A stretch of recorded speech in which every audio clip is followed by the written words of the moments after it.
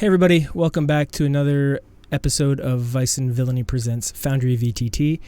I'm your host, Corey Longnecker. Thanks for joining us again. I've got some time here.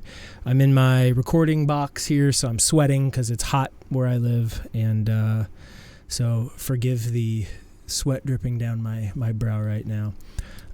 Today what I want to talk about is one of the first modules that I installed when I got Foundry, mostly because I use and highly leverage D&D Beyond, and I was previously using Beyond 20, which I will get into in another video. It still works with Foundry, and it works really well. Beyond 20 is a great resource. Highly suggest it.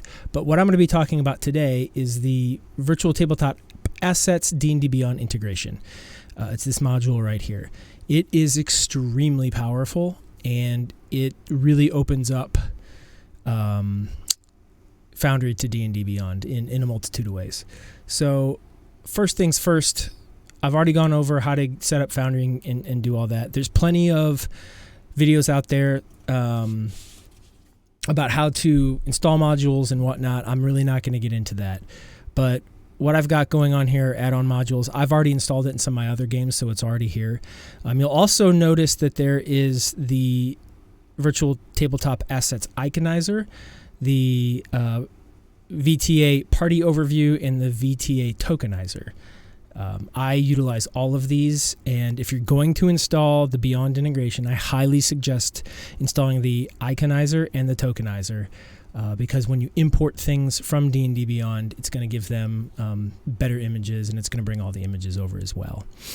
The party overview is not necessary when all those, that's more for gameplay, but the other ones are really nice add-ins to help make some of those imports look really good. So that's something you're gonna wanna look at. I'm just gonna make sure that it's updated,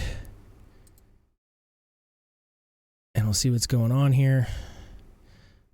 Might have to log back in.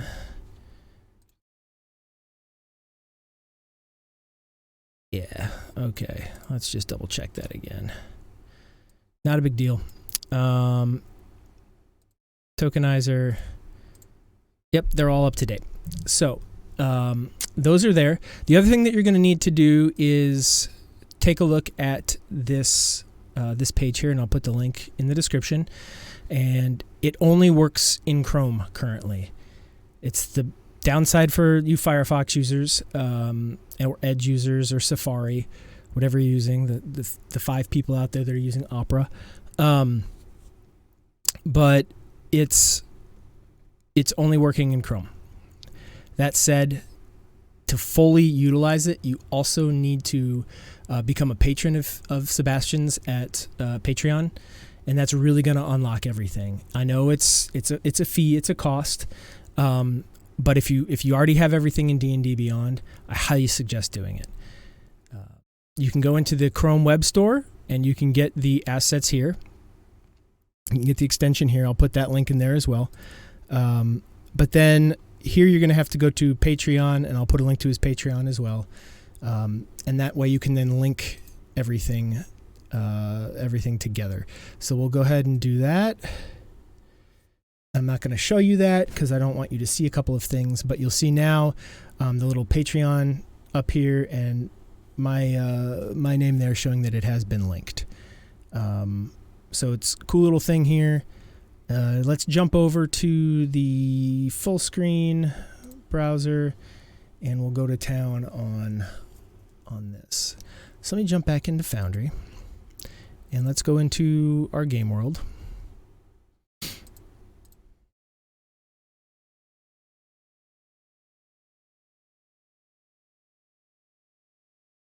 I don't think I have any scenes in here yet, but what I want to show you there is then how to enable your modules. So we're going to go into Manage Modules, and these are all the ones I've got installed for other games too. So you're going to see them all here, and you may not want everyone in every game. So I'm just going to put Tokenizer, Iconizer, and the D&D Beyond integration. Save your module settings. It's going to restart your world. and it's going to tell you, there's been some changes as required by Google, and then here's some information about that. So you can dismiss it until it's updated, and that's your foundation. Next step, I would go into configure settings, module settings, and you're going to see your virtual tabletops iconizer, and there's options here, like do you want to replace the icons, do you want to replace only the default ones, stuff like that. So that's an option. You can go through and read all these. I'm not going to go through each one. The only things you're really going to look at is avatar token upload directory. That is something you're going to want to pick, and you can pick tokens. I've created one called tokens, and that's kind of where I go, and I've even made a few other sub ones, so we'll call them non-top down. And when it brings in tokens, it's gonna put them there. And then finally, you're getting into your D&D Beyond integration, and this is where you're really going to see stuff, and where you're really going to put things. So again, avatars, I'm going to put them in tokens, non-top down. Scene uploads, I've got one called scenes. And you can put this wherever you want. However you want to organize this is up to you. But otherwise, it's going to stick it just in the base data directory that's there. The image format, it's going to go with WebP. You can put it in JPEG, but it's going to save space. And if you're running this on an EC2 instance, like I previously set up, space is kind of important. You only get 8 gigs, so I tend to do the WebP. I haven't really noticed that big of a difference. And then item compendium, where you want to put imported items. So there's a lot of options here. And by default, if you look here, it's going to want to put them in something here. You're going to want to create new compendiums, and you can do that. That way it puts all your D&D Beyond stuff separate from the SRD things, and we can go ahead and take a look at that here in a second. So for now, I'm going to save changes. I'm going to come over to the compendiums. I'm going to create one. We're going to call it my D&D Beyond monsters. That's going to be an actor. And we're going to create a compendium called my D&D Beyond spells, and that's going to be an item. And then we're going to get one called my D&D Beyond items. And that's also going to be an item. And then we can go back into the configuration of the settings, and we can change these. That's interesting.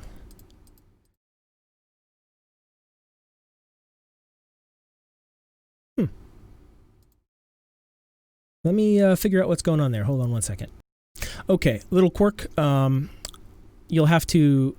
I had to return to setup. I don't know if logging out will work, but I returned to setup, re-entered this world, and when I now go to configure settings, module settings, and I want to change my items compendium, you can see that they did show up there. So little quirk, have to take care of that, but then you can then choose my D&D spells, and then my D&D Beyond monsters, and then save it, and then anything you import will go into these new compendiums here. Unfortunately, there's not a way, well, there is, to basically do all the work in one and then share it amongst worlds. There is a way to do it. That'll be a later video. But for now, first time, this is where they're going to go. So you've got those created. That means they're ready to come in. Next thing you're going to want to do is, after you've got the extension installed and you've gone through Patreon and gotten that linked, you'll notice there's an extension up here called VTTAssets. You need to connect it to Foundry, and that's going to show that your D&D Beyond is linked. So then you can go to, let's say you want to go to D&D Beyond, and you want to bring in a monster.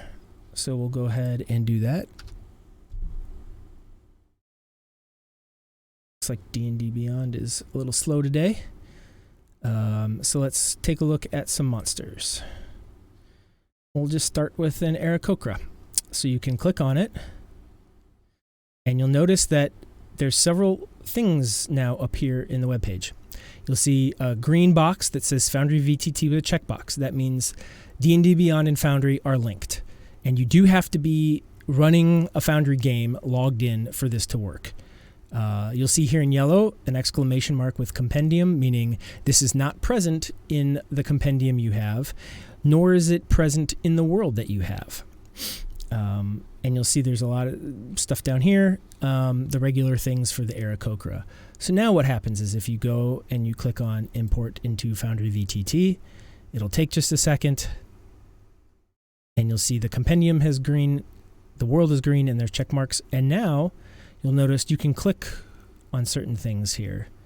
And as you click them, they'll show up in the chat box of Foundry. So let's just test that real quick. And you don't even have to have the actor on the scene for this to work. So let's just say he's going to throw a javelin here.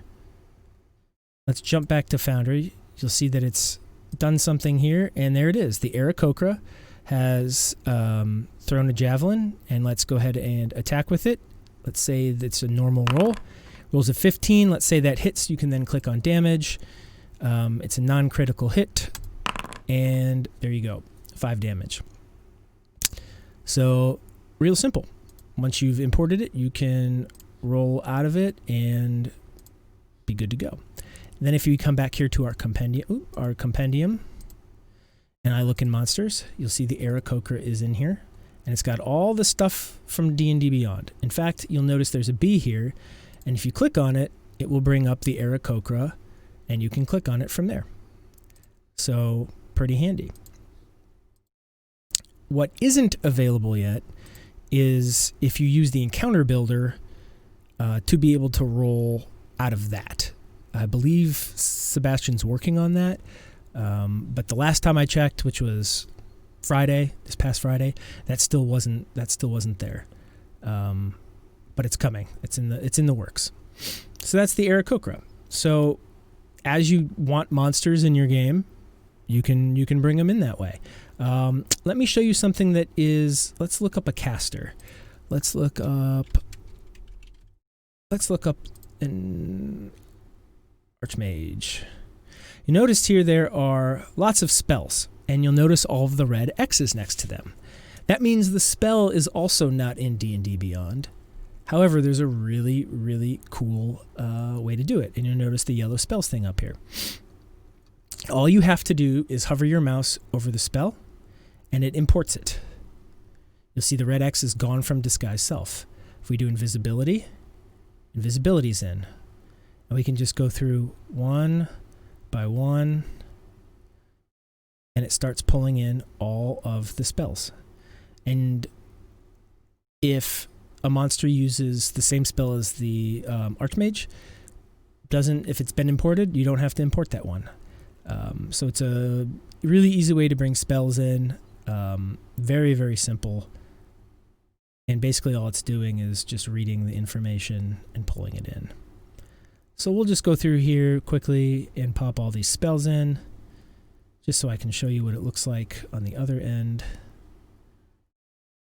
Okay, so that brings all of those in. Now I'm going to import this monster into D&D Beyond.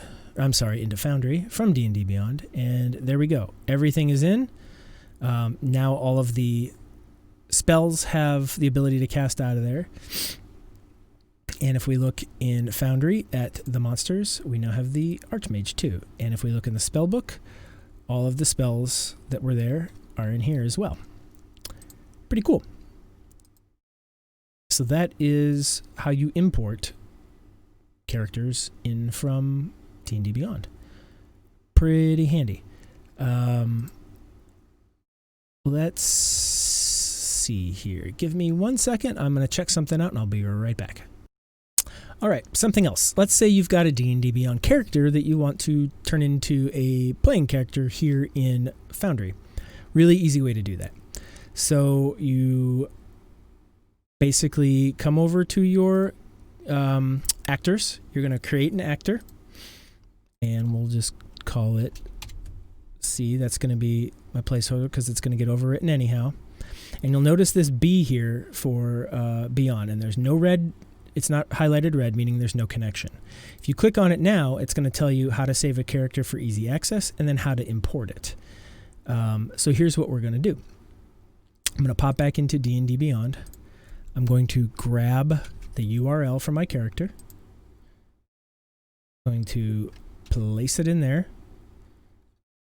And I'm going to then close this. You'll notice now it's connected. And now what I'm going to do, it says here on Chrome, if you press if you Alt left click on the B here, so I'm going to hold down Alt and left click, it's going to open up the JSON file. I can then click in it, hit Control A, Control C to copy everything. Click into here, come down to this JSON box, Control V to paste, and it's telling you, boom, C has been brought in. There's the image, there's her whole name, here's all her information, all the spells that she has, everything from the inventory, it's all there. Pretty cool. And then, if I wanted to, I could configure permission to give it access to whoever's playing C. So, pretty cool there. Let me check on the import of adventures, because that is something that Sebastian's been working on as well, and that's really cool. So hold on one second, and let me get that ready to go for you. Okay, so I am going to do this quickly. There is a very, very, very excellent overview on all of this, everything I'm covering. I'm doing a very quick one, but if you want to see this in extreme detail, over at Encounter Library, and I'll put a link to it, there is a very, very, very good, thorough import of characters and monsters and spells. It's extremely detailed. I don't really need to recreate the wheel, but I'm going to do this quickly because I think it's important for everyone to see, and if you want to see it in more detail, you can. So that said, if you want to bring in an adventure, really cool. So you cannot do it from the table of contents directory. And I'm going to be using the Lost Mines of Phandelver. So spoiler alert, if you want to run this, you might not want to look at these things. But what you're going to have to do is do it in pieces. So you're going to have to start with the introduction and go through all the parts and bring those in individually. So if I click on introduction, you'll see here one scene imports, the Sword Coast show links, and import into Foundry VTT. And it says here the free import of the scene in the adventure was made possible by Patreon. So if I go ahead and click on import into Foundry, it's going to start doing its thing, and I can scroll down and just kind of show you what's going to come in. So it's going to be a bunch of information.